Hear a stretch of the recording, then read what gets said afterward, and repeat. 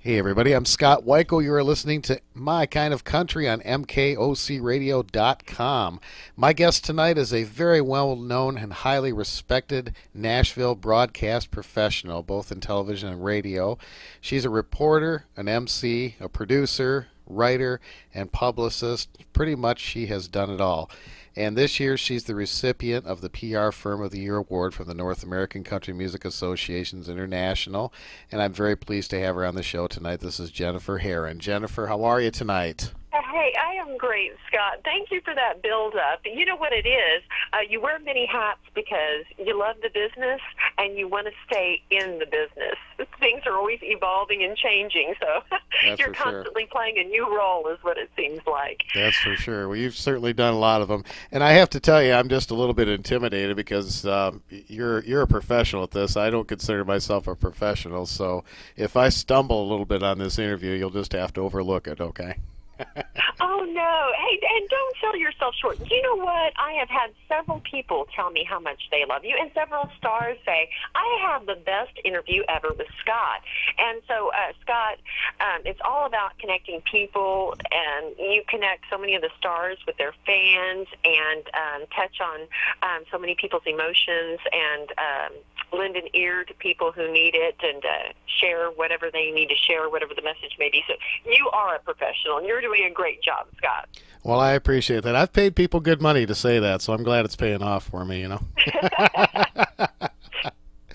Well, you know, you're absolutely right, though, Jennifer. The best thing, you know, I've had people ask me, I've done, you know, I've been in the radio business. I was a musician for many years. I worked for a music chain for many years, so I've been in several different aspects of the music business. And I've had people ask me what the best thing is about it, and it's definitely the people that you meet and the friendships and the bonds that you make as you're going along in this. And you had a wonderful post on Facebook the other day that kind of touched on that, and I want to applaud you for what you said there. I thought that was such a well-written post. You know, it really is. You'd be surprised. You know, so often you hear stories, I guess with TV, the way it's set up, and reality TV, you kind of see the bad side of a lot of celebrity. And you see a lot of celebrities who aren't so nice, or you see the write-ups about this, that, and the other. But within that circle of the entertainment industry, there are so many wonderful people. So many people that you've seen out in the spotlight, so many people that are not in the spotlight, that are behind the scenes, and nobody makes it by themselves. I don't care who they are, how talented they are. You know, we're all networked together in this world, and we each help each other, and those friendships and bonds are what really helps. I mean, you'll talk to several of the Opry stars, and they'll tell you, you know, when I moved to town, if it wasn't for, let's use Stonewall Jackson, for instance, the legendary Stonewall Jackson, he'll say, if it wasn't for Ernest Tubb, you know, buying me a suit, you know, and dressing me up and helping me, you know, and putting in a good word at the Opry, I don't know where I'd be now. You know, there's always somebody there that helps you get to where you are. You know, it's never just you all on your own. You know, it takes hard work and dedication, but it's always these other people, and there's so many great people out there. Absolutely. You know, last year at the NACMAI show, it was really a treat to be able to watch all these stars backstage. A lot of them hadn't seen each other for a long time, so it was kind of like a homecoming for them, and they just had that instant bond that, you know, even though they hadn't seen each other for many years, there was no time had passed. They just stepped right back into the way it was, and it was so neat to watch. You know what kills me is some people will ask, you know, hey, what's one of, you know, you had mentioned I worked like several different jobs, it seems like, over the years. My favorite, though, was working backstage at the Grand Ole Opry, because every Saturday night I'd sit there and get to hang out and visit with these great stars.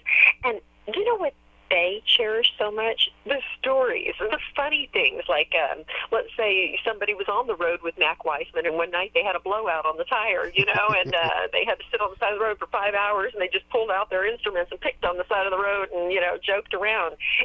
They had such a bond, and so many of these stars, especially the legends, they didn't travel in luxury. They had hard times, and they just did it for the love and fun of it, and they were all such characters. And so they have such vivid stories. I mean, they are so amazing. If you have any time to ever sit with one of them at the Opry or someplace you see them at Cracker Barrel or something and listen to their stories, it's so fun. And I think when they all get together, it's that kind of thing. Oh, my gosh, remember the time we did that? It's that instant, bond and reliving those wonderful moments. Absolutely. Well, Jennifer, I want to thank you for all the wonderful artists that you represent, and you've been so great to work with. And I've had so many of your artists. I think all of your artists have been on my show at least once, and it's such a pleasure to work with somebody of your caliber and the artists that you represent. And as you said, they all speak so highly of you, and they have such great stories to tell. And I thank you so much for that. Oh, well, thank you.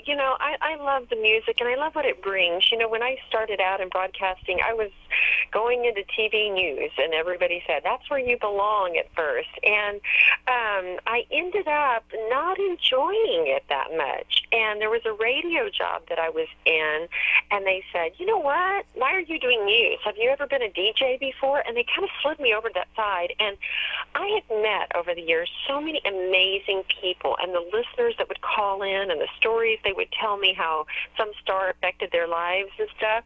And thank goodness I got steered that direction, because I so love the music industry, and the folks that I've had the opportunity to work with, such a blessing. I can't say enough good things about Rex Allen Jr., Ronnie McDowell now that I'm working with, but and of course my husband, Bobby Marquez, he's the one that has steered me over into PR. He actually needed some help with PR and was having a tough time, getting some stuff done, and I was like, well, I know some people. Maybe I can make some calls and stuff. And next thing I know, somebody else asked me to help them and was kind enough to trust me, because, I got to tell you, I can't thank these people enough, because they're trusting me with their image. I'm calling on their behalf. I'm speaking for them a lot of times and stuff. And you don't want just anybody out there talking for you and, putting words in your mouth. So I thank them immensely for letting me represent them. I mean, it really has been such a blessing in this chapter of my life, and allowed me to spend some quality time with my family when they were having some health battles as well. That's wonderful. And you've done a wonderful job with it. They're in good hands without a doubt. I wanted to ask you, one of my favorite programs to listen to. Now, I have to stay up really late because I'm in Michigan, so I'm an hour ahead of you guys. But I always try to catch the Ernest Tubb Midnite Jamboree, and I have for years. It's always been a favorite of mine. Ernest Tubb has a special place in my heart, and that's always my first visit when I go to Nashville, is the Ernest Tubb Record Store. Tell me a little bit about your hosting duties with the Ernest Tubb Midnite Jamboree and some of the great things that have happened there. Oh my gosh! So you're not going to believe this, but in April it will be 14 years. Wow! As the announcer, I know time flew by, didn't it? I will tell you that the first time I went to the show was actually I had just moved over here. And my husband, Bobby Marquez, was opening the show like a guest for Jet Williams. She would always host at the end of the year in honor of her father, Hank Williams. And I sat there and I thought, this is the most magical thing ever, because so many fans can come in for free, sit there in this beautiful theater, get up close to these stars, get to meet them, visit with them at length after the show and everything. And it was just magic, I thought. And at the time I was working at WSM, and I had told the owner, David McCormick, I said, if you ever need help, just let me know. And lo and behold, in 2004, Carol Lee Cooper, who was absolutely gorgeous up there and amazing, she retired. And the Osborne brothers were going to be on one weekend. And David said, well, I can call Jennifer over at WSM. And Sonny said, yes, I want her. Call her. And Sonny picked on me all night, and a gentleman actually fell asleep right in front of my podium and snored real loud. And I was so nervous on top of it, and I thought, oh, well, I gave it one shot. I guess this will be my last shot. But lo and behold, 14 years later, I'm still there. So it is a great show. Every Saturday we do it now at 10, though, because the Opry has most weekends gone to one show. So we try to follow them and don't keep people out too late. But 10 o'clock at the Texas Troubadour Theater every Saturday. And then you hear the show at midnight on WSM. Oh, that's fabulous. I absolutely love it. It's, like I said, it's been a favorite of mine for many years, and it's so great to hear your voice on there. And you can just tell how much you enjoy it. how did you get interested in the whole country music thing, and give me a little bit of your background as to how you ended up where you are today. Oh gosh, funny. I grew up in South Texas. I always say San Antonio because that was the major city next to us, but I'm actually from a small town called Lavernia, Texas. And in Lavernia, it was mainly a lot of ranchers, farmers, countryside out there. And my parents had a quarter horse business and, of course, listened to country music. But in Texas, the thing to do pretty much, especially back then when I was growing up, on the weekends is to hit the dance halls. Yeah. And parents bring their kids any age, even the little babies. When it gets too late at night, they'll stick them on the pallet in the corner of the dance hall. And everybody dances and gets on that dance floor and dances to country music. And so that was my first exposure to country music. And my mother was a huge fan. She loved Carl Smith, Ernest Tubb, Connie Smith. My dad loved Hank Williams, Patsy Cline. So that's the kind of stuff I grew up on. Yeah. And years later, this is when I was 16, I just keep thinking, I guess, what would be pivotal moments. When I was 16, there was a San Antonio Rodeo Queen Association, and I ran, and I won the Rodeo Queen that year. And I got to meet all the stars that were performing within the San Antonio Rodeo. So Roy Clark, Ed Bruce was big then, Sweethearts of the Rodeo, Janie Fricke, folks like that. And I would have to go on radio tours with some of these people and talk about the rodeo. So people would come to San Antonio.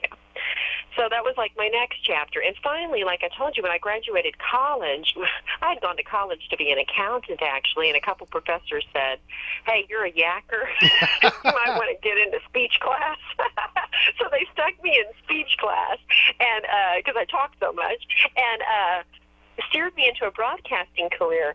And I actually went into TV first, and it was through me not wanting to sit through city council meetings and the drudge of some of that stuff that a friend steered me over into radio.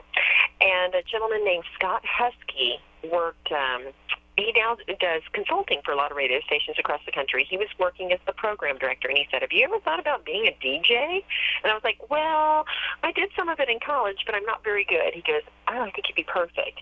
And they put me on this show called the Classic Country Cafe on KKYX. KKYX is a legendary station down in South Texas, which George Strait, his music was first heard on that station. Oh, wow. And I thought, yes. And I thought, oh, I can't do this.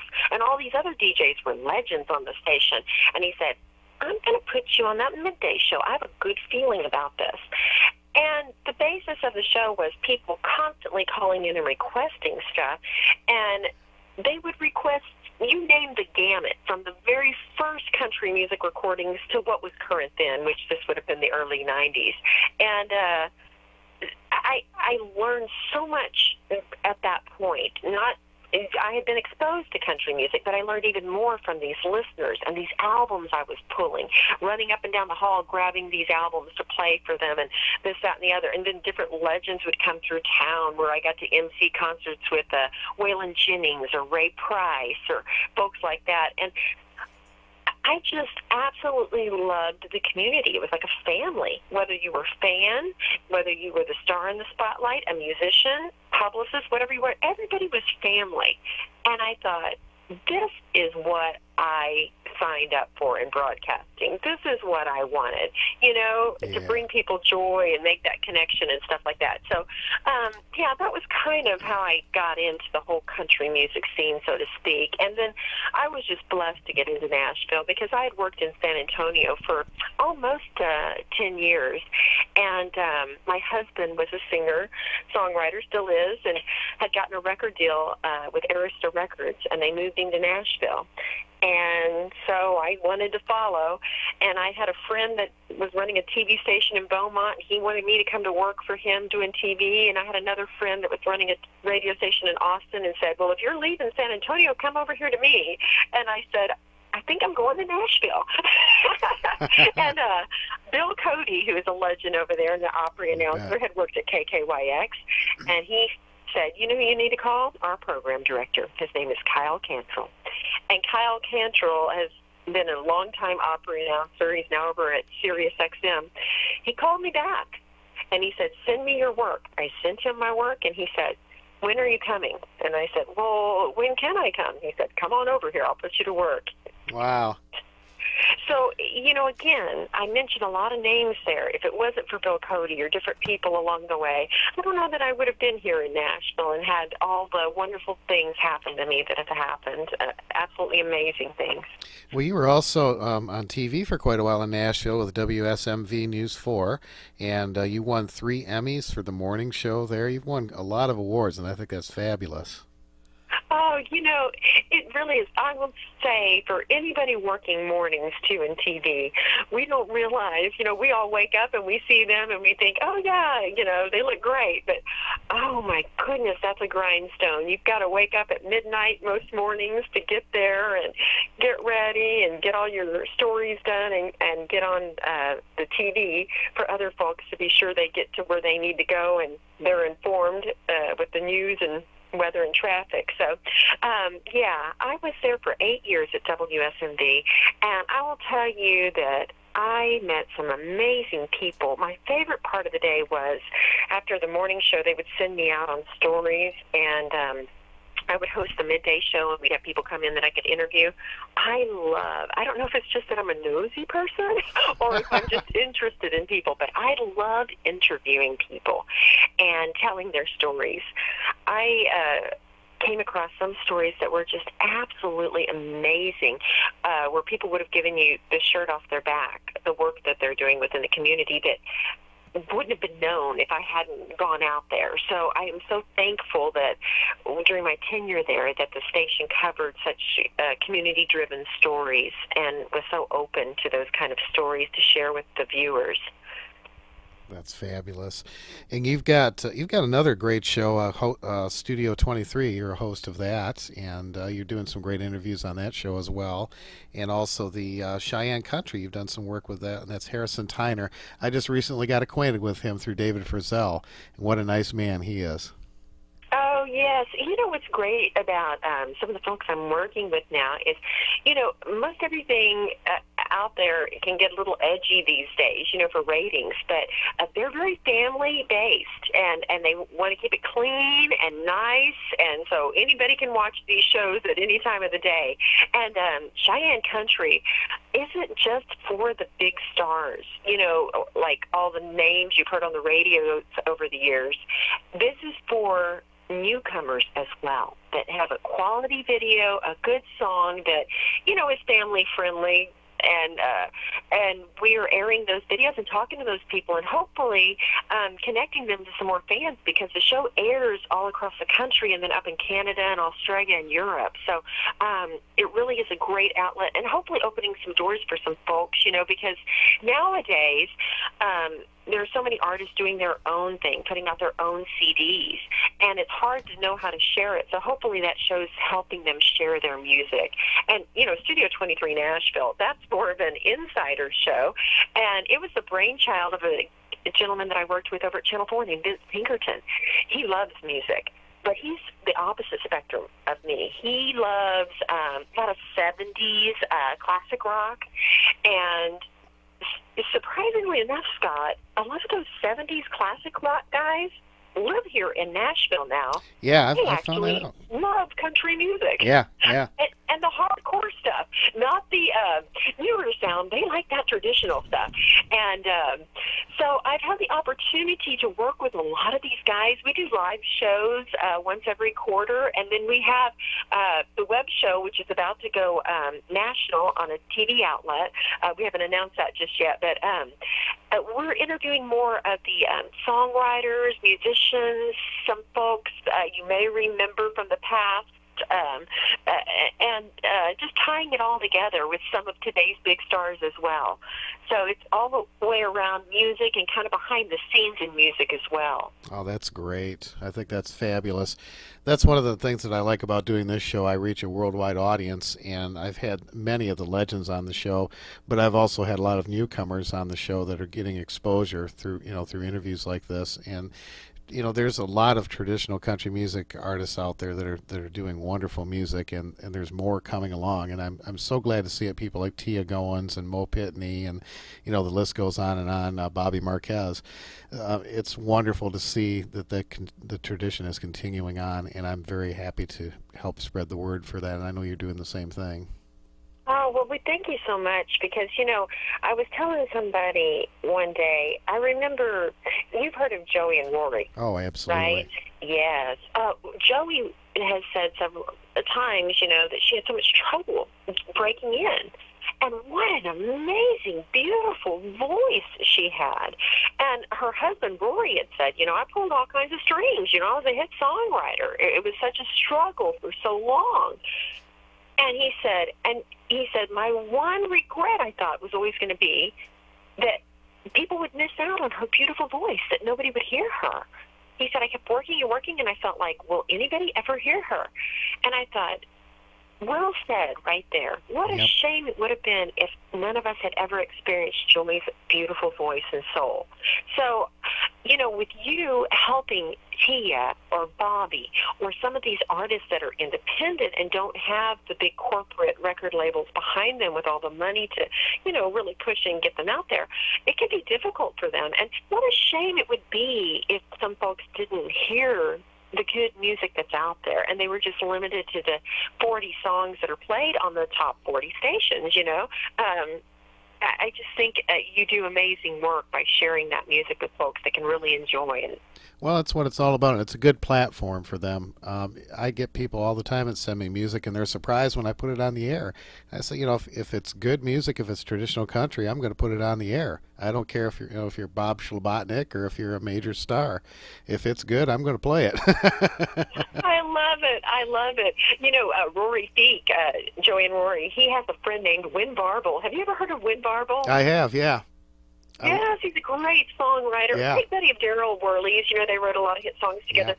Yeah. And back when I was at WSM, we had a show called Opry Star Spotlight that I was very honored to host for a while. And Win Barble came in one time, and I wasn't familiar with him at the time. And he has the best sense of humor. He is so funny, and he writes really funny songs. But he once had a record deal on his own, and he said the record label says nobody wants to hear these kind of songs. And I was like, what? And I thought it was such a shame because they had an image of what people wanted to hear, and they only wanted to release a certain sounding kind of song. Yeah. And great independent CDs that were their country. For instance, he wrote Easton Corbin's song, I'm a little more country than that. Listen to the line song, because that is Win Barble, the fishing and all that other stuff. He's very country, and he has the funniest, really hardcore country songs on these CDs that are really enjoyable. You can dance to them and laugh to them.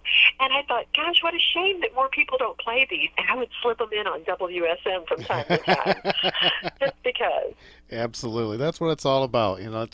It's bringing good music to people that want to hear it out there. And then there's a huge audience out there. I'm always amazed at people that contact me from all over the world that are listening to this kind of music. And so it's not going anywhere, and I'm very proud of that.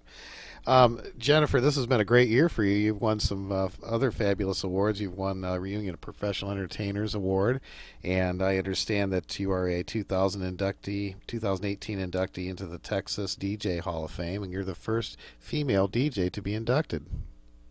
Oh, now you're going to make me cry.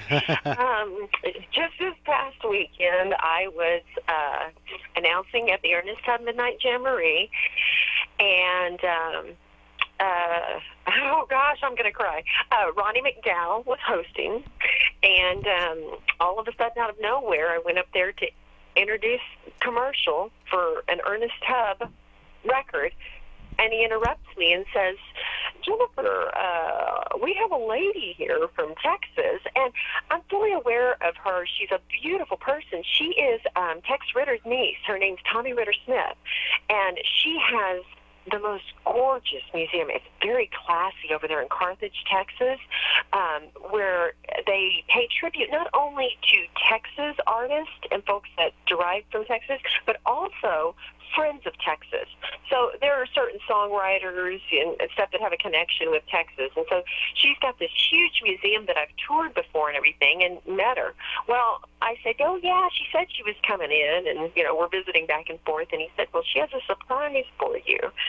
And she just gets up and announces that in the section that honors DJs, it's much like over at the Country Music Hall of Fame and Museum where you see the plaques with faces in bronze, that kind of thing. She said, we're going to induct you, Jennifer, as the first female. And I just, I lost it. I will tell you. Because I don't know, Scott. I don't know if I'm a weird chicken or what it is, but I've never been one of those that sets goals and says, you know what? My dream is I want to be in the Hall of Fame. I don't think in terms like that for myself, and I'm actually quite, even though I've been in the spotlight so much, I really don't like to be in the spotlight as much. When I'm up there, I like it to be on the person. Yeah. If I'm on that Midnite Jamboree announcing, I want it to be all about Ronnie McDowell, who's hosting, or whoever I'm interviewing. And so it's uncomfortable for me to even get a compliment a lot of times. I'm like, oh, well, how do I take that? Thank you, I'm not a person that brags on myself and stuff. I just am awkward in that sense. And so when she announced that out of nowhere, I just thought, me? Why me? Oh, my gosh, this is amazing. And I'm so appreciative of it. My father lost his battle with cancer earlier this year.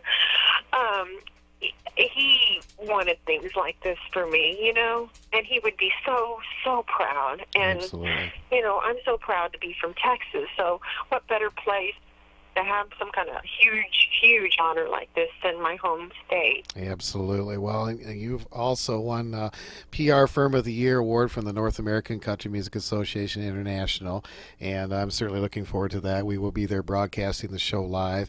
That'll be Saturday, March the 17th at the Country Tonight Theater in Pigeon Forge, Tennessee, and we have a section on our website, a NACMA page, so you can get all the details there and the information on where to get your tickets. So we're certainly looking forward to that, and congratulations on that award as well, Jennifer. It's well deserved. Oh my gosh, I can't thank you enough, Scott. That's so kind. I guess a lot of people don't know. I was laughing because Vince Gill's publicist said, the life of a publicist, and one day she had posted a picture on the internet, and her hair was a total mess. She had no makeup on. She was still in her pajamas, and it was later in the afternoon. And that's kind of how it sums up the life of a publicist or PR. You're working for those people. It's constant phone calls and trying to get them where they need to be to get the word out about shows and different stuff. And you're slammed and you're hustling for all this. And a lot of times then you're not focused on yourself. You know what I mean? And so she said, you're so focused on them that you don't focus on yourself. And so she said, I'm a mess today. She goes, I might want to brush my hair. And I thought, that is it. So when you let me know about this PR award, I thought, my gosh, how nice. I don't even think about that. When you're a publicist, you are focused on who you're working for and not yourself. So to give any recognition to folks like that working so hard behind the scenes is so amazing, Scott. You have no idea. Thank you. Well, it's well deserved, and the way I look at things like that is that you use it as a platform to help the artists that you're representing too. It brings some more recognition to the business that you're doing, and it helps the artists, and that's kind of the way I look at it. And from my aspect, I look at that as broadening my listening audience and bringing more music to my listeners. Oh, definitely, yes. And we need to spread the word more about your station and share the word some more and get some more folks over there.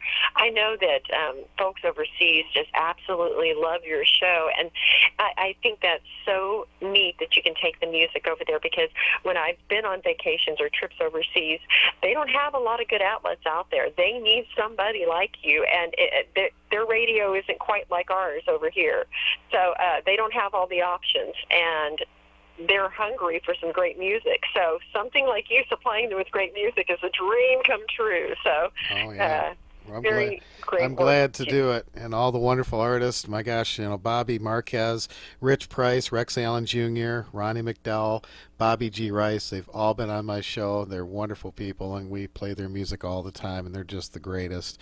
Jennifer, I want to ask you one more question, and this is just more for my personal. I guess it's a question for me more than anybody else. What of all the people you've interviewed? Who was probably, it might be hard for you to say this, but who was a favorite or who was one of the best interviews that you've ever done? One of the best out of all time. Gosh, that is a good question. Some of the stories that were even off the air were better than interviews. I have a tape from when I worked at Channel 4, and they call it, a reel tape that you can use if you're wanting to get a job at another TV station or just to show people your work. And George Jones is on that tape with me. And every once in a while, you'll have a day with an artist like that where everything just kind of works. They're in the right mood. You're not rushed. You're not pressed for time. You can sit back and just visit and learn about them and their life and why they did some things or what regrets they might have, different fun stories.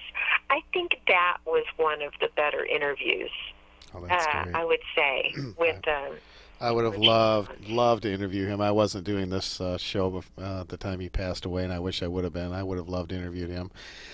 For me, Merle Haggard was the best. Oh, wow. That was a cool one, and I'll tell you one of the nicest interviews that I've ever done. And I've actually interviewed him twice, but he flows so well and he's so easy to talk to. Is T.G. Shepherd.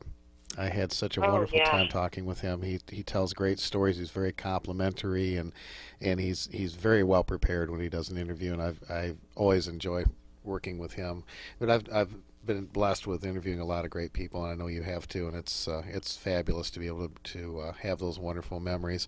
Do you have a funny thing that's ever happened to you on the air that you just kind of lost control of the whole thing and something just totally went awry? Yes, I have. We still laugh about that to this day. And it was nothing to do with any stars or being in the studio with a star, but I was on radio at KKYX in San Antonio. So, again, one of my first jobs, and I am on air with one of the best DJs still to this day named Dave Griffith. He went by Commander Dave. Remember when they used to have nicknames like that on the radio? And Commander Dave, I was like a sidekick to him or whatever on the air. We were eating popcorn in the studio. Okay, Scott, never eat popcorn when you're going to be on the radio. No. So we're eating popcorn, and you know how sometimes a kernel will get stuck? Uh-huh. Just as we were going to go on the air, I guess I took a breath, and that kernel went right down my windpipe. So we went to talk on air, and I'm like, and I'm talking like this. Well, Dave couldn't quit laughing, so he fell on the floor out of his chair. And you hear this huge crash go out over the radio, and he couldn't quit laughing. And so I'm like, oh, my gosh, well, we can't just have nothing on the radio, and I'm not on the side of the board there in the studio to play a commercial or play a song or anything. So I'm like, and I'm talking like this, and I sound like that. So this went on for no lie. It went on for at least 5 minutes. Oh, my gosh. So finally he picks himself up off the floor and hits the commercial. And so our phone is ringing off the hook. And I thought, oh, no. And sure enough, it was the boss. And he goes, I'm not quite sure what I heard. Let's wait and see how the listeners react. If they like it, then you're not in trouble. If they don't, y'all are both in trouble. Well, I guess they thought it was funny, so we didn't get in trouble. That's great. Yeah, most. I thought my radio days were numbered, but never eat popcorn. No, I will not. no. If I'm working, I don't eat anymore. I don't work when I'm on the air, I'm the same eat when way. I'm on the air. If I'm working, none of that, because I'm so paranoid now. Yeah, I'm the Taught same me my way. lesson. And being a singer too, that's another thing. You don't eat popcorn when you're a singer either. That's Oh no! Okay, Scott, you would pass out. I would was emceeing the Midnight Jamboree one night. Lo and behold, here comes T. Graham Brown. He's hosting. I knew and you were going walks to up say on that. stage, and that's back when he didn't wear shoes, right? Yeah.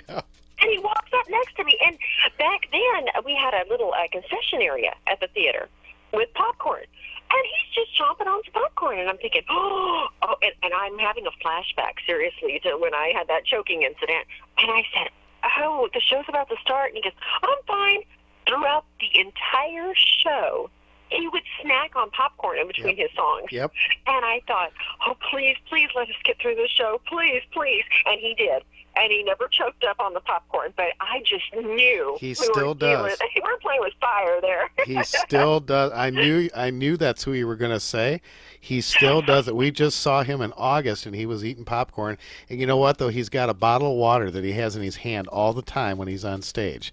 And he'll take a drink out of that bottle of water. But, yeah, he's still – I knew you were going to say T. Graham Brown. That is so funny. It is the funniest thing, but I was so nervous. I thought I was going to fall apart because I thought, oh, no.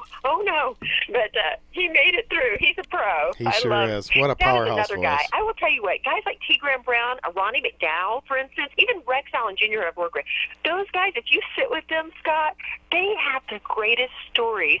You know, you were asking about interviews. I was interviewing Rex Allen Jr. actually one time, and he has this great story. I don't know if he's ever told you about Clark Gable. Have you heard that story? No, but I'm going to ask him when I talk to him again. You need to talk to him. It is the coolest story because, you know, his dad was a Hollywood guy, and his dad and Clark Gable knew each other, and it's this whole long story. I won't give it away, but, yeah, it's quite interesting. Rex's little brother caused a little bit of a trouble over at Clark Gable's house. Let's just put it that way. It's a one-of-a-kind story. I'm going to ask him that. They're so amazing. You know, I've interviewed Rex several times on the show, and we always have a conversation before we even go on air. And this one day, we were talking, and I said, "Well, we probably should start the interview." And he says, "Oh, hell, just air it all," you know. You know, you don't want to stop them, though, when they start talking and I telling know. these stories. I know. And the funny thing is, it's not secondhand information. Yeah. They were there. Yep. You know, witnessed all this stuff, and you're like, you're kidding me. This really happened? Oh, Yep. this is amazing. I love those stories. I will tell you, we just lost the great Opry announcer, Herron Hensley. Yes, I saw And that. he was a master at telling those stories, Scott. I would roll laughing for hours because he had worked with everybody. You name the star, and he had worked with them. And he had the funniest stories on all of them. I just loved listening to him. Oh, yeah, absolutely. Well, Jennifer, it's been a delight talking with you, and I'm going to play a whole bunch of songs from your stable of artists right now, and they are certainly regulars on our show. And, folks, you can visit Jennifer Herron Media PR at jenniferherron.wixsite.com. We'll put that information on our Facebook page. Thank you. Studio 23 in Nashville. She's got a Facebook page, and all of her links are there, and I urge you to go and give her a like on there and follow her career and her wonderful artists on there. And Jennifer, I'm looking forward to meeting you at the NACMAI show on Saturday, March 17th. It's going to be a fabulous time. Thank you so much for being on My Kind of Country. Oh, thank you, Scott. Let me know if you ever need anything, and I will be there in March. I hope some other folks will come on out and celebrate with us because it's going to be a big time. It's going to be a great show, without a doubt. Lots of great talent there. Jennifer Herron on My Kind of Country, thank you so much.